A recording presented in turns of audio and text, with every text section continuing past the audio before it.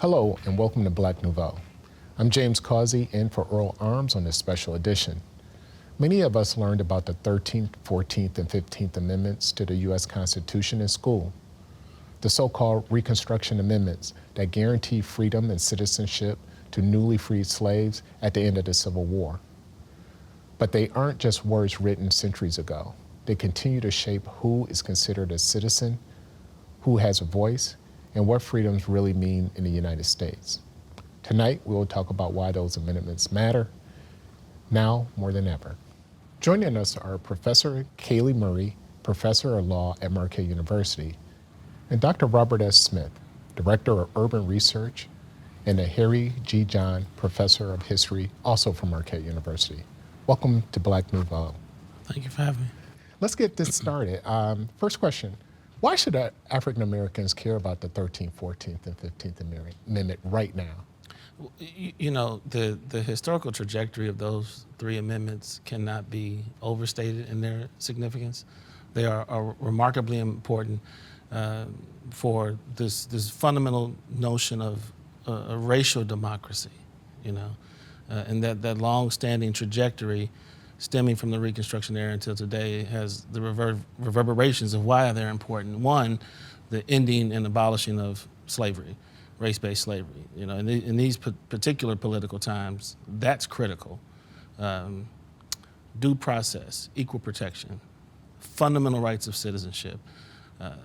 The 14th Amendment is our contract with the government in so many important ways. It also informs fundamental notions around human rights more globally.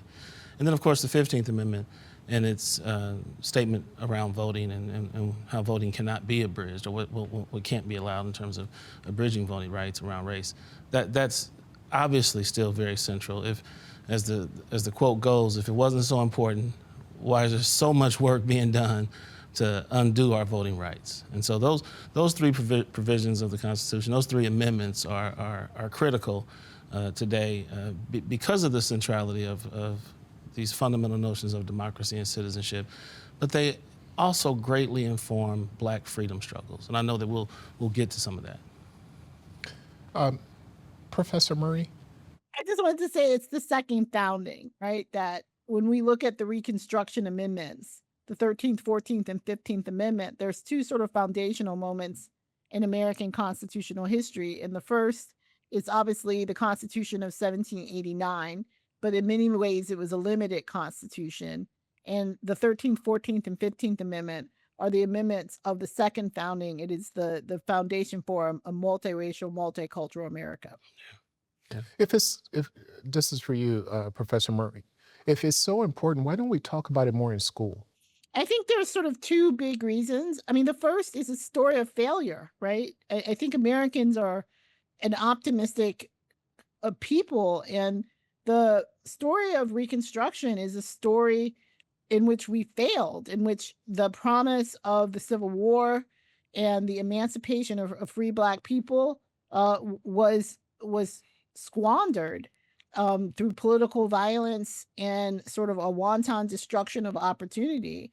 And so it is a story of failure. And the second is, I think it's been a concerted story of public history, of public memory, of the ways in which the South won the war because, for instance, we refer to it as the Civil War and not the rebellion or the insurrection. Right. And so there was nothing civil about the Civil War, but it's the ways in which that public memory was shaped in the 1910s and the 1920s in popular media and through school curriculums.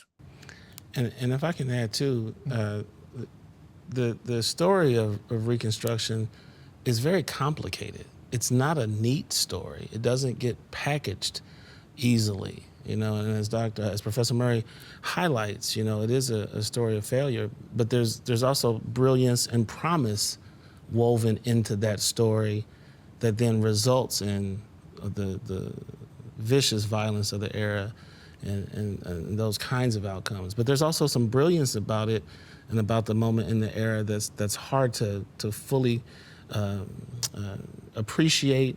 There has been challenges with obviously documenting that time for all kinds of reasons. A lot of destruction occurred around the history of the moment. And also in terms of documentation, we don't have a whole lot of documentation about how violent it actually was.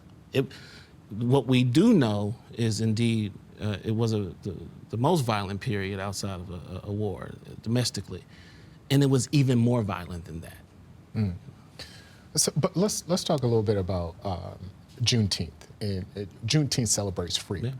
Yeah. And how did these amendments, how did they turn freedom into citizenship? Well, I think the first place to start is how Black people define citizenship on their terms, and the meanings of freedom and the ways that Black people define those meanings of freedom on their terms. You know, Black people start to express freedom long before the 13th Amendment is ratified. You know, as soon as there's a glimmer of opportunity for some semblance of freedom to occur during the Civil War, and obviously before, as folks are running away and being whatever, expressing whatever forms of freedom they can express under the institution. Mm-hmm. But as soon as that militarized conflict provides the opportunity for some version of freedom to emerge, Black people seize on it. And then, of course, with the 13th Amendment, that amendment is interpreted as broadly as possible. There's no way that a formerly enslaved person, that a Black person would ever think that freedom did not include citizenship. Of course it would. Right. Professor Murray, did you want to add to that? I mean, I think the best way to think about it from a perspective of law, which, you know, as a law professor, I think about, is in English law itself, there weren't that many legal definitions of exactly what freedom was as a legal state of being. And so what I think the sort of achievement of the United States and the achievement of Black people in the United States is to give a sort of set of contours to what freedom is in the law. And so the Emancipation Proclamation and the 13th, 14th, and 15th Amendments are sort of a discussion of not only what happens when you end slavery, but what are the conditions that must follow.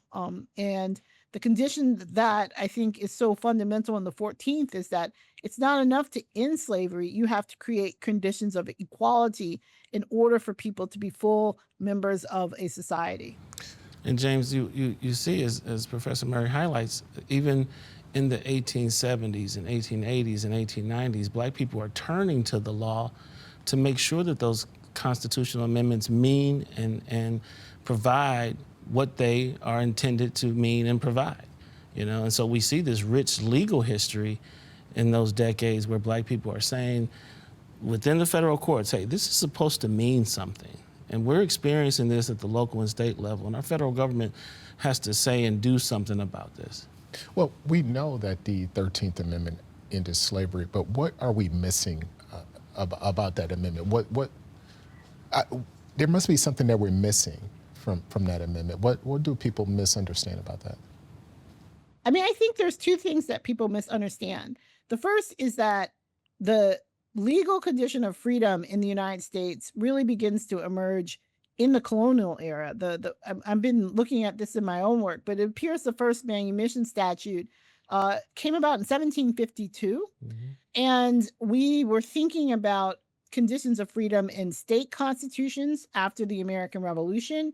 The Northwest Territory, or the ordinance that created, for instance, Wisconsin, had a significant statement about freedom. We had sort of consistent debates in Kansas and Missouri about what the limitations of freedom were. People sued. We had freedom suits. Mm-hmm. So we had a long sort of the 13th Amendment is part of a expanded sort of tradition of freedom. The second is that it was hemispheric. I mean, and again, the centrality of the Haitian Revolution and our understandings of manumission cannot be underestimated. The Haitian Revolution is the first constitution that has a set of provisions. There's actually 3 Haitian constitutions. And in those Haitian constitutions, we define what it means to end slavery for a free Black people. And so I think people tend to underestimate the 13th Amendment as participating in a very long tradition of trying to understand conditions of freedom in the law conditions on the ground that people are making through their actions. And we tend to underestimate the power of the 13th Amendment for that reason. Yeah, absolutely. How has the exception for people convicted of crime shaped America? I think that's a good question for you, Dr. Smith. Well, Professor. it's important for us to really begin this question with understanding that the system of slavery was itself a criminalizing apparatus. So that is born out of any number of global experiences, whether that's out of the British Empire, the French Empire, other places where carcerality, incarceration is used overwhelmingly as a means to control the population, particularly around economics. And so that crosses the Atlantic as well. When we get to the 13th Amendment in particular, it's not surprising that we would have an amendment that abolishes an institution called slavery, that is indeed slavery, but then also makes room for the continued, some version of that continuing within the framework of our criminal system. So that has history in other parts of the world and in the Americas and in British mainland North America as well. So that's race and class coming together under that umbrella.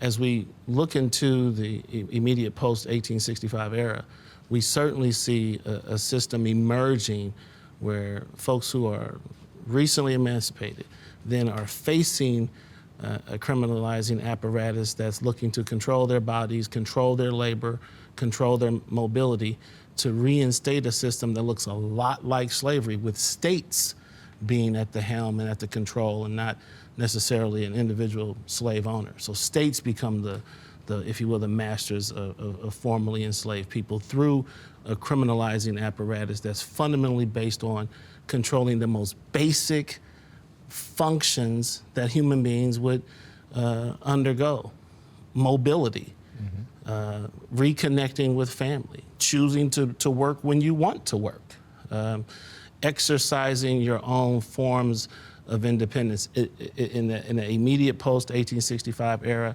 it looks a lot like a system that we had just came out of, but it's the mechanisms by which that system is being controlled and managed is at the state level in a lot of respects. And so that carries forward into the second half of the 19th century, and it's also why the 14th Amendment is so critical.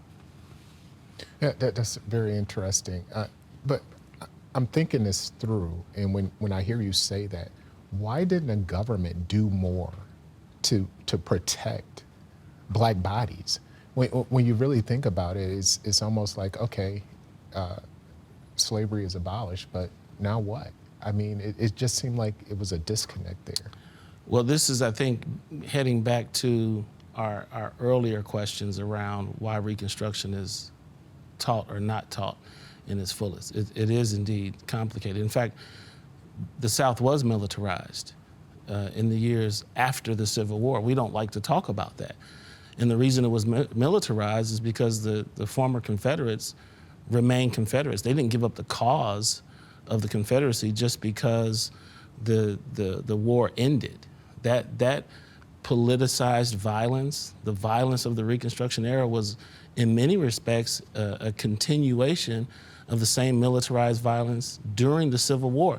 In some cases, the same structure, the same regiments, the same military leaders are a part of the Klan and the Knights of the White Camellia and other groups that are specifically intending to impose racial terror. And the federal government responds how it can, but it's challenging at best for a federal government to keep the political will, keep the political energy in a region where there is an overt and serious commitment to white supremacy.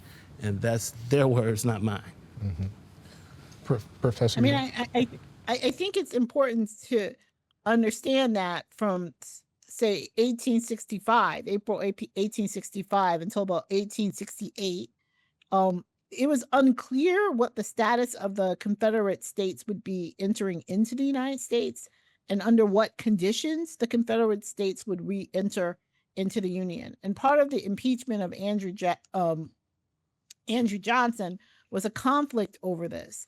And so the 14th Amendment has important provisions as to the types of requirements necessary to re-enter the Union. And part of what happens in 1876, when the federal government, after 10 years of struggle over this particular question, abdicates its responsibility to formally enslave people, it's they permit the constitutions that are passed during this era to re-enter the Union on certain types of conditions. For instance, the ending of slavery. They allow Southern constitutions to, in essence, engage in rewriting that initial pact. So we really have to see the Civil War and the conflict over the ending of enslavement as not ending in 1865. I mean, Right. if we were really to see the end of the war, we could argue that it was 1876, right? Mhm. There's still significant violence. There's still conflict over the ways in which we see that violence, right? The part of the Birth of the Nation and the problematic aspects of Birth of the Nation is it depicts the ability of African American to serve as legislatures during this period of time as a failure, right? Like that is an image seared in our mind.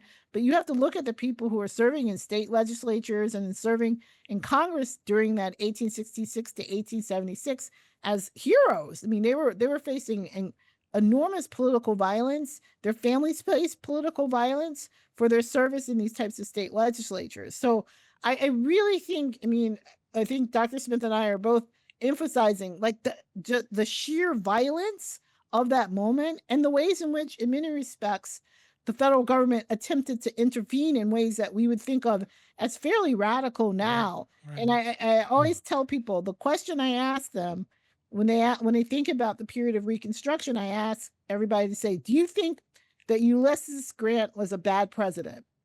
And I'm like, and if you do, the reason why, it's because Ulysses Grant was actually trying desperately to intervene in the South and the tremendous amounts of violence in the South. And so when people think about his presidency as failed, it's because they have been taught in many respects he was a failure because he was trying to intervene and to use the mechanisms of federal power to intervene on behalf of Black people. Right. And so that is what it meant to be a failed president during that time. And I think that's an important sort of element to understanding how we even engage with and think about that period. Yeah, it's interesting that you keep bringing up violence, and that's key here. And when you think about what's going on today, the elimination of Black history, especially when it comes to that violence that's often missed, is that it's not talked about. So that's done on purpose, right? I mean, it's done on purpose, but do you think it would make any difference to most people today, the violence that occurred then? Does it register, and does it make any difference? And if they understood that violence, could it lead to reparations of in some way, shape, or form? I think the through line is this longstanding commitment to this idea of white supremacy and the way that violence is used as a continual component for those who are committed to that enterprise. And that doesn't have to only be physical violence, that can be political violence. Right. The policy process by which people are harmed or mistreated or denied rights, or rights are stripped away. It could be in the form of economic violence as well. And so for the communities of political leadership and their followers who have been committed to that enterprise, we now see it in a very overt, grotesque way, but it's been there the whole time. And it's emerged in different ways and in different expressions since 1865, but it's been a part of our social, economic, political landscape the entire time. It's how Black freedom struggles for Black liberation have met and been stymied along the way at different levels of government or by voices who are opposed to protests. We've seen it in various ways. Make an argument that the 14th Amendment is the most important amendment out there. Citizenship is maybe the most important component of what it means to be part of a political body. Your rights of citizenship and how they get defined, and the ways in which they ought to be defined in their most expansive approaches, stems out of these words like due process and equal protection, birthright citizenship. Like those ideals really inform our fundamental understanding of what it means to be not only an American citizen, but a global citizen. And I don't know that we have I'd love to hear Professor Murray. I don't know that there's another amendment that has as much of a global reach. I could be wrong about that. Right. You know? Professor?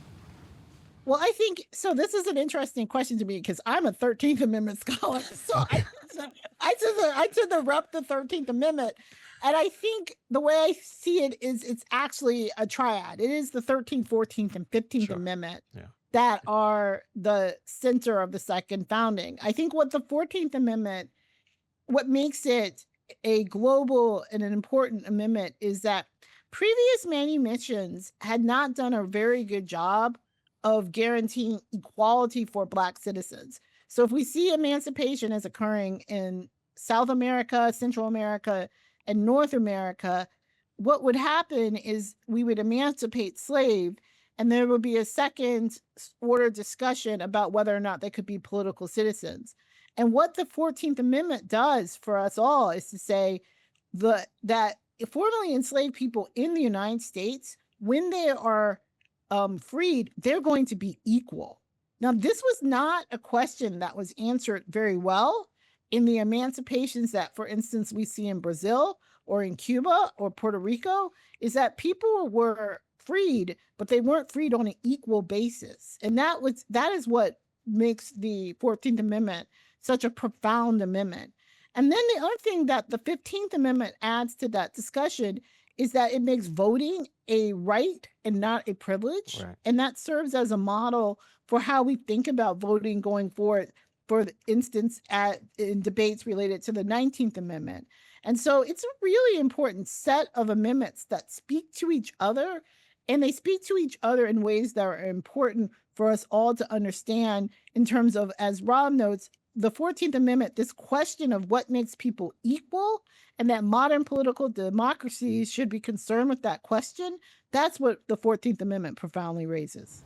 And James, I want to make sure to add this. Yeah. Professor Murray's been doing a really brilliant job of giving us the hemispherical approach. And for our listeners and our viewers at home, it's important for us to state these numbers. Somewhere between 5 to 6% of all African descended people who were part of the transatlantic slave trade ended up in what becomes the U.S. 95% of them end up in other parts of the Americas. And so the reason it's important to think about all this hemispherically is because the overwhelming majorities of African descendant people who are facing similar kinds of systems of enslavement and emancipation and abolition is happening in different ways at different times across the Americas. The action is in all these other places as well. And so we have to have this hemispherical and indeed global diasporic conversation about these very issues around rights and citizenship. Make this argument for the listeners out there. If you're talking to a 14 or 15-year-old listening to this right now, how can you explain to them how important it is for them to understand this? Because a lot of them are like, it's not going to make a difference. Explain to them why this makes a difference to understand it. Well, I think the way to explain this is to not tell the story from only the notion of suffering. The suffering is important. We've talked a lot about violence. But what we, I think, owe our young people is we can talk about the suffering, but let's also talk about the pride.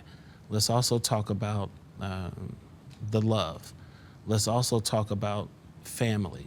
Let's also talk about all the ways that folks were able to try to eke out some versions of that, some versions of dignity, the resistance, the sense of identity that folks were desperately clinging on to.